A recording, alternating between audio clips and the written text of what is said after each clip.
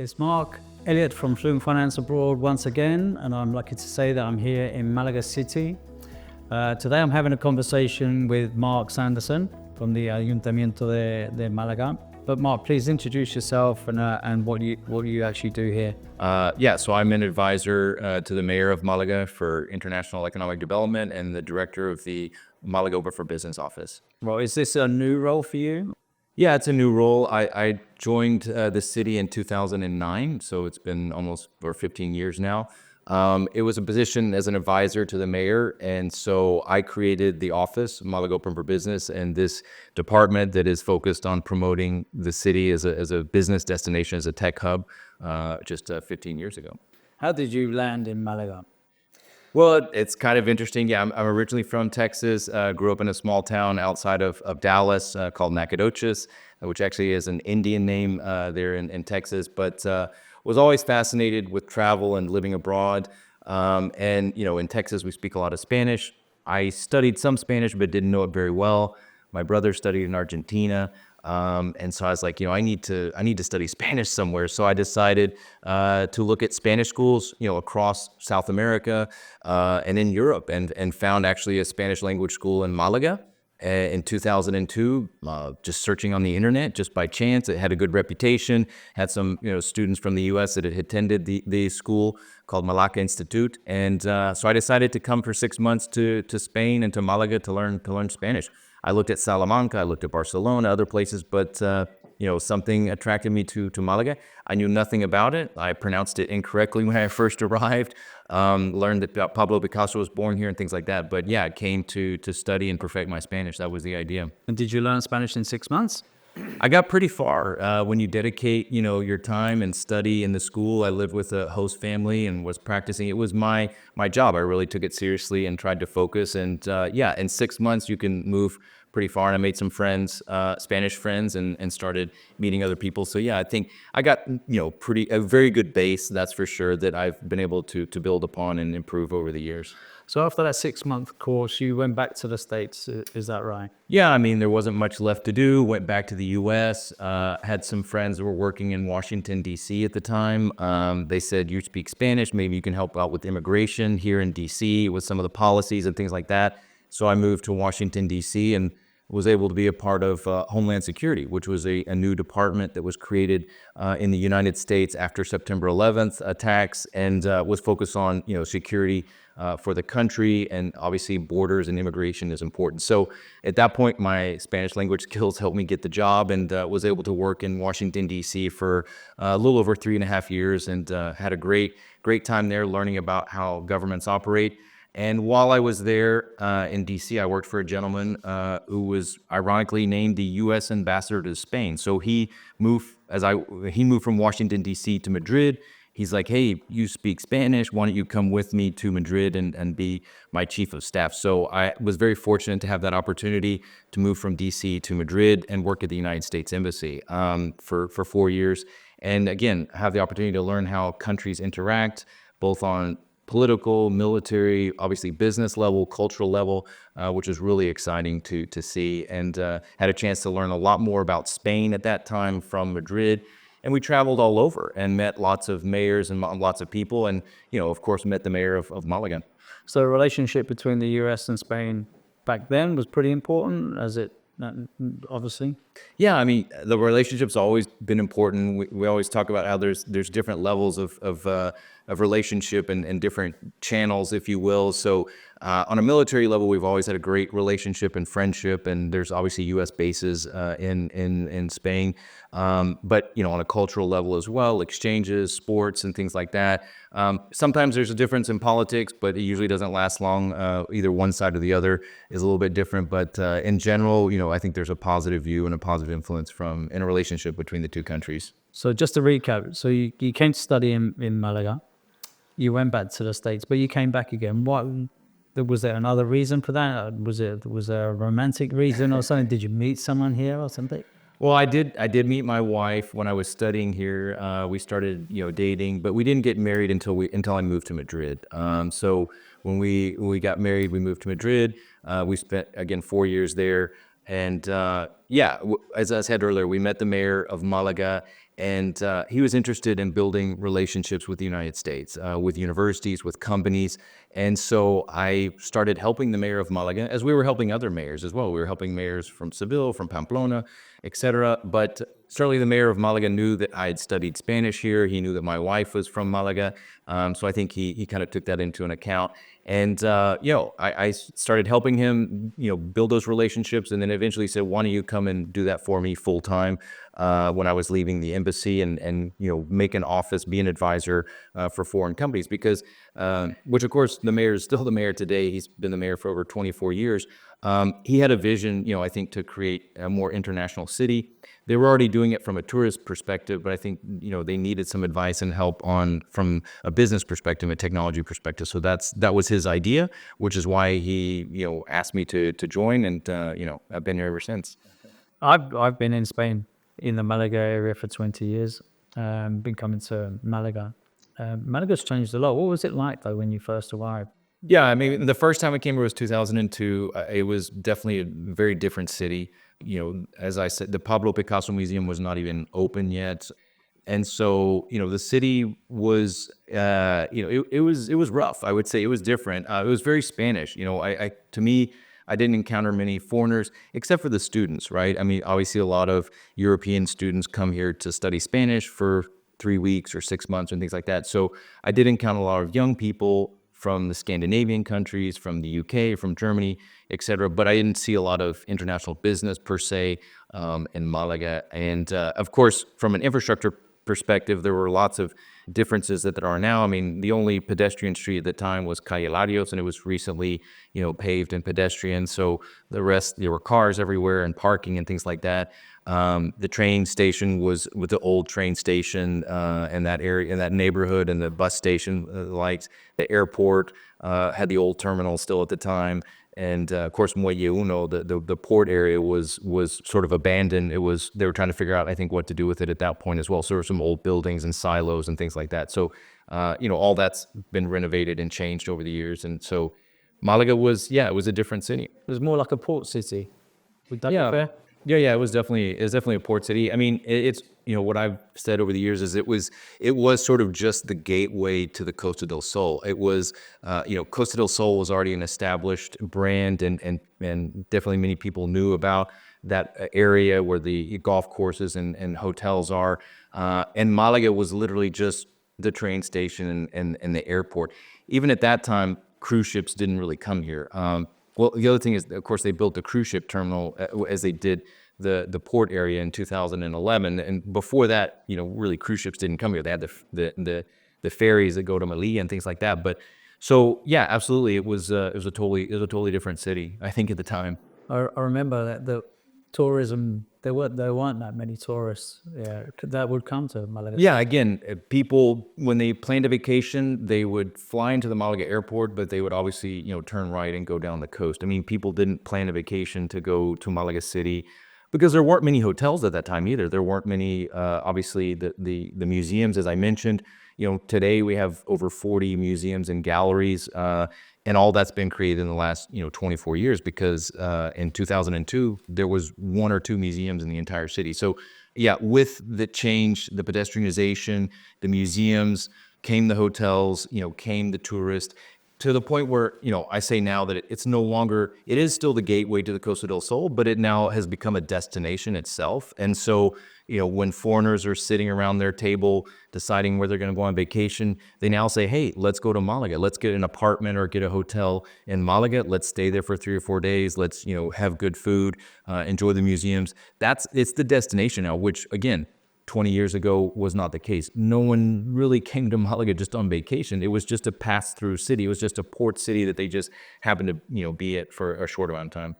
Okay, Mark, so tell us a little bit about your role. What's your day-to-day work here? Malaga Open for Business is, I always equate it to like a tourist office. When a tourist arrives here, they know nothing about the city. They go to the tourist office to try to find out the restaurants, the museums, and things like that. So what we do, we offer services for business people, for entrepreneurs, multinationals, also small and medium-sized enterprises.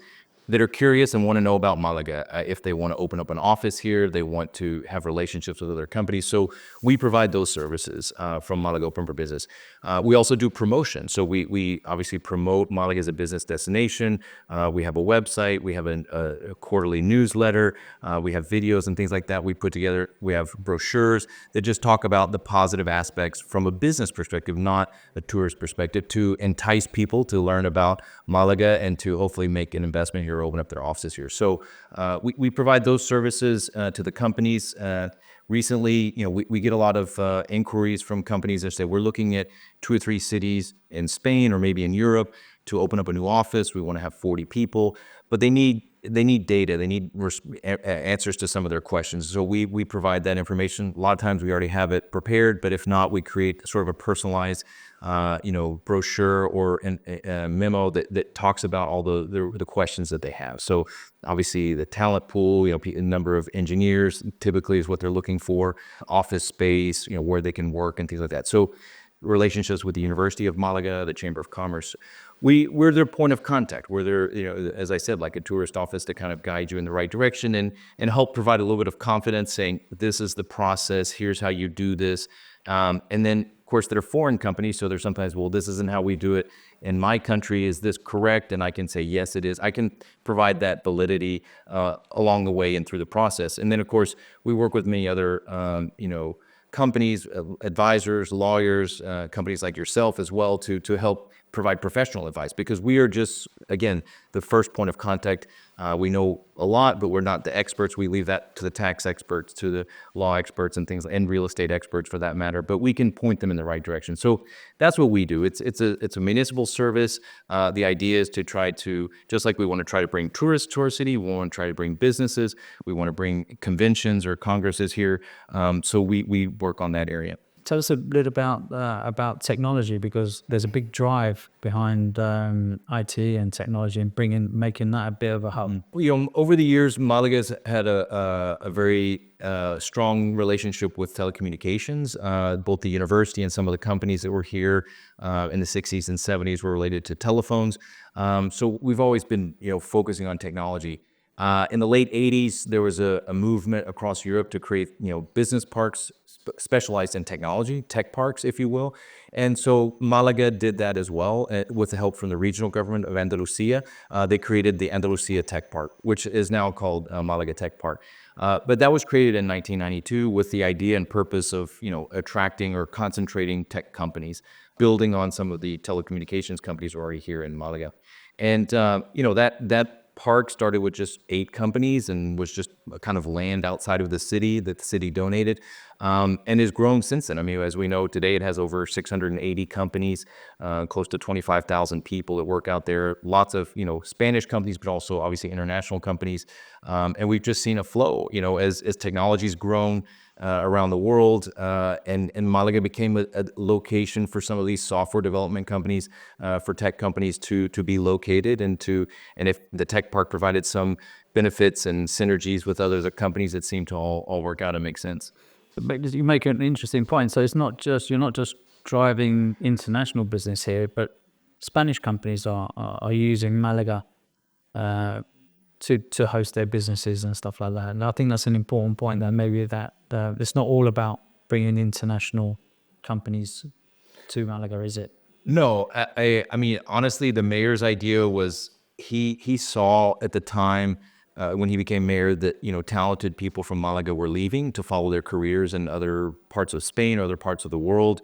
And he, didn't like that. He was hoping that, Malagueñans can stay here in Malaga and have a career and have interesting jobs. So his focus has always been, to provide jobs and opportunities for people. And you have a couple of ways to do that. One is to, obviously the local companies grow and start to export their products and services. Therefore, they hire more people. And that's a great thing that, we don't focus as much on that, but we certainly help out if and when we can to help the local Malaga companies. There's other areas and departments at the regional level that support exports. But the other way is to bring companies from outside who already have an established customer base, and they hire local Malagans as well. And that's another way to create jobs. And so we've always been focused on not just bringing businesses here, but more so creating jobs. So we just don't want to bring companies just to bring companies. We want to bring companies that are hopefully going to hire people and hire people locally, which is one of the reasons they come here. I think there's a misconception that the foreign companies come here and only hire or bring foreign people. But that's not the case. They're precisely coming to Malaga because they want to hire locally and they want to hire Spaniards. And so at the end of the day, they're creating jobs for people at the local level. They do have to bring some managers or people from the host country, obviously, that know their business and know their company. But most of the time, they don't want to pay for, to relocate people. That's not the idea that we're going to relocate 50 people from Germany. No, a German company comes here, brings 1 or 2 executives, and then they hire 50 or 60 people here locally. And train them up and everything else. I think this is a very important point that I think a lot of people seem to not understand or miss, is that the fact that this foreign investment that is coming in is actually getting fed into the local economy. How successful do you think it's been over the last since you've been here? I think we've done a couple of things. One, we've sort of changed the perspective of Malaga. Obviously, Malaga changed, as we talked about, the infrastructure, new airport terminal, new cruise ship terminal, new train station, all the pedestrian spaces. So there, and then the hotels and museums and all right. So there've been really physical changes, infrastructure changes, but at the same time, we've done a lot to change the perception of Malaga. So the foreigners now, I think, don't always see Malaga as just the gateway to the Costa del Sol, or just as a place where they can have sangria or, have a stag's party or something like that. They see it as an actual business location. So we've managed to move the needle a little bit so that it's seen as a great place to vacation, but also a serious place to actually do business and technology business. So that's one of the successes I think we've done, which is change the perception that the foreigners, specifically Europeans, have of what they had of Malaga is differently. They see it as a business city. And then we've brought companies over the years that have opened up offices as technology's grown and companies have expanded.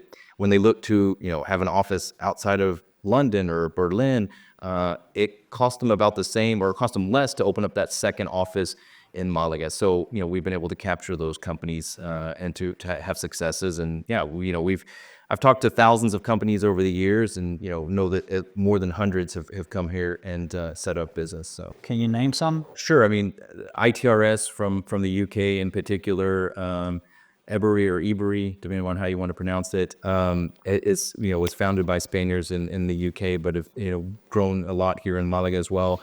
Obviously, Oracle was already here, but has expanded as well, their presence, Accenture. But there's also EPAM from the United States, and Ciclum, and of course the most recent ones that everyone heard about are Vodafone and Google, Citibank from the United States as well, and most recently Mercedes-Benz opened up a research and development center. So NTT Data as well, which is a conglomerate from Japan. So these are some of the names, and I'm sure I'm probably forgetting some others. But yeah, there've been a lot that have seen the benefits of living or having an office in Malaga and attracting talent. I think the most attractive thing is the work-life balance and the cosmopolitan environment of Malaga and languages, not just English languages, but other languages. Obviously this region has been famous for foreigners living here. We have over 50 consular agents in Malaga alone, which means 50 countries have significant populations in Malaga that they have a consular agent here, whether it's honorary or official. And so there's international schools. There's lots of languages already being taught along the Costa del Sol. So the companies come here because of that, because they're going to sell to probably a European market, and they like to have those different languages. And the other thing is as I said, the work-life balance and the value I think that the companies get when they move here, and not only for the company itself, but also for the employees. I mean, the employees are happy, the families are happy, and so that helps out a lot for business. What kind of cities do they consider when you get approached? Some companies look at Barcelona and Malaga, but obviously Valencia is another one, in Lisbon, for example, are tend to be the normal competitors, I would say, or the ones that, we don't see it as competition, but obviously the companies are looking at those similar cities in that sense. But yeah, I think the biggest thing is that there was a business model of outsourcing that was going to the cheapest location and just hiring lots of people and saving lots of money. And companies saw that was not as productive as they thought it was going to be because they had trouble with retention, and eventually they ran out of hiring, and it was hard to convince people to move to certain sort of outsourced locations. And so you saw trends in the 2000s that was, moved back to a thing they called nearshoring, which is sort of, bringing businesses back to Europe. But you're not obviously going to put them in the heart of London or in Paris, or, you've got to find sort of cheaper destinations, and that's where Malaga, becomes a very viable option. Whereas that it's back in the European Union, it's a little bit cheaper, obviously, than the capitals, and then there's just high quality of life. It's a place to attract talent. So that's been a lot of the reasons that companies have come here. The other thing is that individuals, employees, are more demanding than they were before, and certainly the younger generation is really almost dictating to the companies where they want to live and work. So before it was like, I've got this great job, but it's only available here in Madrid. Well, nowadays, the employees say, well, I can work for you remotely, but I want to stay here, let's say in Malaga. So the employees started having a lot more power and say in where they wanted to live. And therefore, the companies had to react. If we want to hire the best talented people, we have to offer a job in a desirable location, because it no longer works that we can offer this job, even offer them lots of money. They're not going to take it because they don't want to be in perhaps that location. So the companies really had to reconsider how they were hiring and started looking for alternative locations across, let's say Europe in that sense. And Malaga is one of those places that we knew people already wanted to be here for vacation. I mean, that's indicative of the Costa del Sol. So it's like, all we need is just to have a job here. So when companies started offering, hey, would you like a job in Malaga in the Costa del Sol? Many talented people applied for that job. A great example is Citibank. I mean, they moved out of London and started an analyst program here in Malaga. 30 positions, they had over 3,000 applications. Why? Because it was unique and different and fun, and people were like, yeah, I will take that job in Malaga. But I would say the reason they did that was because they wanted to attract lots of talented people. If they would have done that same job in another city, in another country or whatever, they may not have gotten the same number of applicants, because it's both the job, but it's also the location. Again, the employees are dictating more now where the companies they work for and where they live. Has interest increased since the pandemic, do you think? Yeah, I mean, so absolutely, that's a good question. So there was interest already before the pandemic, and as I said, the business models were changing, and we were having lots of success with, I would say, SMEs, the smaller and medium-sized enterprises. The big corporates were still kind of, we need to stay in the big cities and have a consulting firm, certified that this is a good place for us to open up our offices. So the bigger multinationals were slower. The SMEs were typically still run by the person that founded the company, and they're like, oh, wow, I see the benefits of Malaga very quickly. Plus, I vacation, they're already in that area, so I'm going to open up an office there. Yeah, no brainer, right? So we were seeing a lot more success with them, but then they started to influence the multinationals. To your point about the pandemic changed something else, which it created remote work, which was not viable before, I think, before the pandemic. Certainly video conferencing and Skype, for that matter, existed, but certainly executives didn't really use those types of video conferencing calls. They were forced to use it during the pandemic, and they all realized, wait a second, I can run my company from anywhere. Turns out we did well or did better during the pandemic, so why am I stuck in this small apartment wherever in Madrid or London when I could be stuck in Marbella or in Malaga for that sense? So the pandemic demonstrated clearly that remote working was possible, and also it allowed people for more flexible work, in the sense that before, if I told my boss I was going on vacation in Malaga, they'd be like, he's going to be gone for 2 weeks. I won't be able to contact him, and he won't be able to come to any of the meetings or whatever. And now when an employee says, I'm going to Malaga for 3 weeks, you say, oh, well, by the way, the first week I need you to connect to these video conference calls because we have some important things to discuss. And the employee says, great. The employer says, great. And it works out, and they can still combine work and vacation. And again, it wasn't in the minds of the executives before the pandemic. So certainly, again, Malaga saw a huge increase in executives, and then multinationals started coming, and that's really when Vodafone and Google and some of the larger companies were much more inclined to say, yeah, let's pull the trigger, let's go to Malaga. That's where we all want to be anyway. They also were not as dependent on, I think, on some of the consulting rankings and things like that. They're like, look, things have changed now in the business world. we need to reevaluate everything. And so the consulting firms were still trying to figure out how to evaluate when everyone's like, look, if we offer a job in Malaga, that's where our employees and our executives want to be. So let's go there and let's do it. So What kind of challenges is Malaga facing right now? we call them growing pains. There's certainly challenges now that we didn't have when I started, 15 years ago. They're challenges that have come about because of success, because of things we've done and provoked. There's certainly more tourists here. There's more businesses here. There's more people living here. So there's obviously, a pinch on real estate, whether it's, there's demands right now for hotels, for office space, obviously for living as well.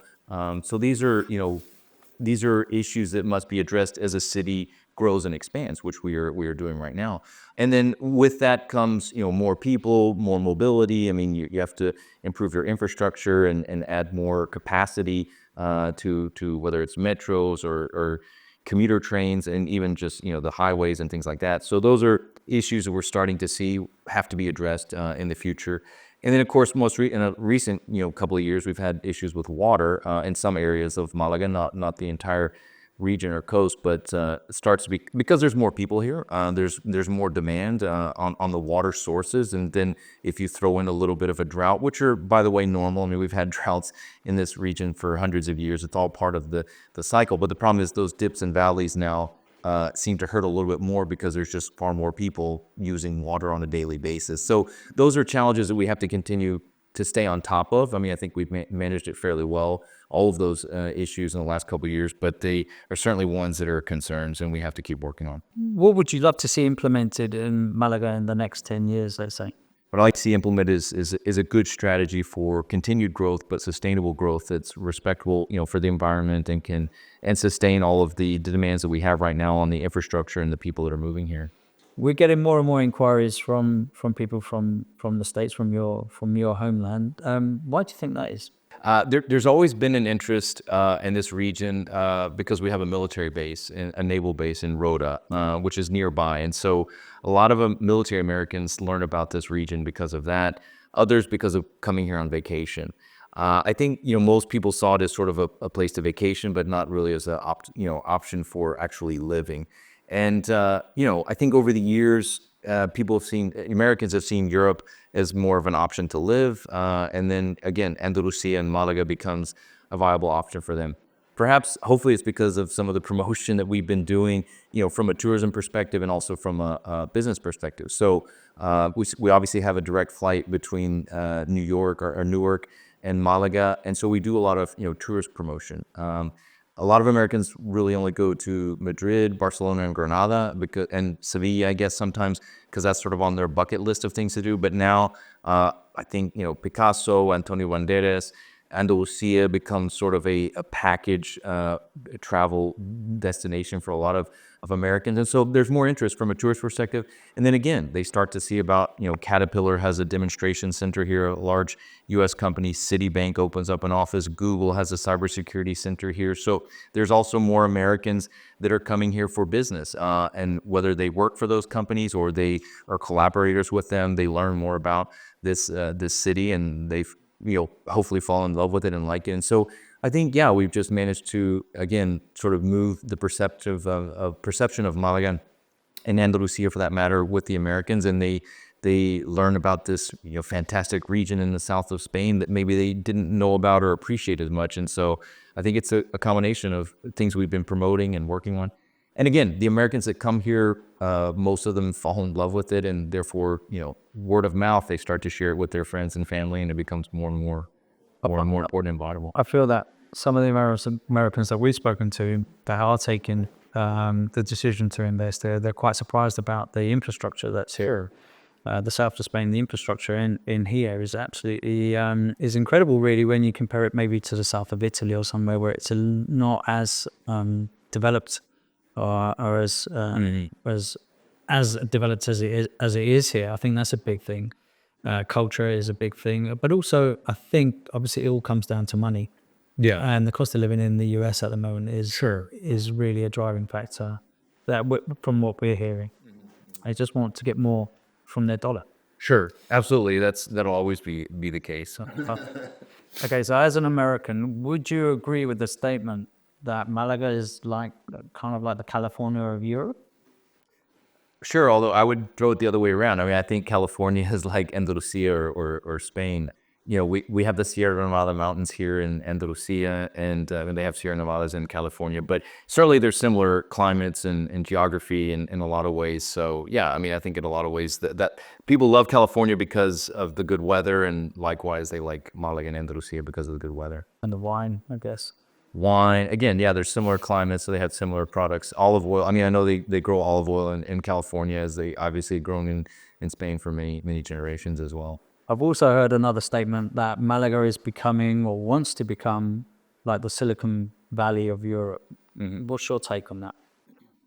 Well, I mean, we certainly want this to be a tech hub and an innovation center. When I first arrived here, we took a delegation to Silicon Valley in the United States from the Malaga Tech Park, from the Chamber of Commerce. We had about 25 companies, and we definitely saw what Silicon Valley is and how it works and operates. I think we want to emulate it in some ways, but I don't think you can copy Silicon Valley.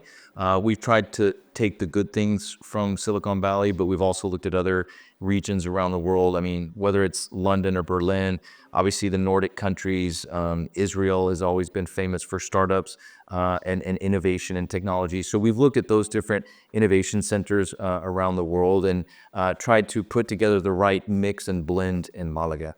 I think it's important to sort of, personalize your area, your ecosystem, which is what we've tried to do. So there's certainly a lot of tech companies here. We're building and working on research and development centers now, and universities, which obviously I think we have one public university, but Silicon Valley has many other universities, both public and private, which make it really unique and different. So, I think it's great that they compare us to Silicon Valley, and I think we certainly are a tech hub and an innovation hub, and working in that direction. And again, we want to make it our own sort of flavor, our own Malaga Valley in that sense, or whether it's Silicon or tech or in the likes. You're a family man. Mm-hmm. You've got a young family. What's it like bringing up a family in Malaga? Well, it's great. I mean, we've already touched and talked about quality of life, but I did live in Madrid for 4 years, which I think is a incredible capital city, and is wonderful. But I think to raise kids there is difficult. It's stressful, and I always joke that my kids learned to ride the bicycle on the beach here in Malaga on the boardwalk, which is fantastic. When we lived in Madrid, I'm sure they would have had to learn, dodging cars on the streets, and maybe in Retiro Park. But it's a different strokes for different folks. But I think for me, obviously as a family man, I do like living in Malaga and what it has to offer. The mayor likes to say that Malaga is a complete city, the all-around city. I think that it offers a lot of the benefits of a big city in a lot of ways without a lot of the stress and the hassles. So from a family perspective, it's great. Our kids can enjoy, safety and quality of life. We do have the ski station in Granada nearby, which is the largest ski station in Spain. So that's great for them to enjoy that, as well as the beach. Outdoor activities and things like that I think are phenomenal for kids. So I think it's great. For people that are watching this, a company director or CEO or someone actually thinking of joining a company, what would you say to them? I think they should come, initially to learn about it, because I think a lot of companies and people don't know everything that Malaga has to offer. And so I think first you have to come here just to experience it and see for yourself. For companies, I still believe that it's a work-life balance. It's the as we saw again, as with the pandemic, people would change their priorities and wanted more flexibility. Malaga really offers that, and I think other cities can't. And so it's still a relatively small city. I mean, we're the 6th largest city in Spain. So it feels like a small town, but again, it has the big sporting activities. It has the cultural activities. We're fortunate to have Antonio Banderas here, and he's doing theater productions on a very high level, and working with, great artists and production companies. So there's a lot of benefits, I think, as well as our airport, right? At the end of the day, our airport is very international, flies to 150 destinations. People can go on quick vacations. This last weekend, we had a long weekend. I have several friends and family that, jetted away for the weekend on relatively low cost, flights and enjoyed other parts of the world, which is very unique in Mali. You can't do that from every city, every location. So it's a great home base, for companies. And then of course we've been working very much in the technology side of things to create, an ecosystem. Google with their cybersecurity center, we're focusing a lot. The regional government has a cybersecurity center here, so we're focusing on those types of specialties and technologies.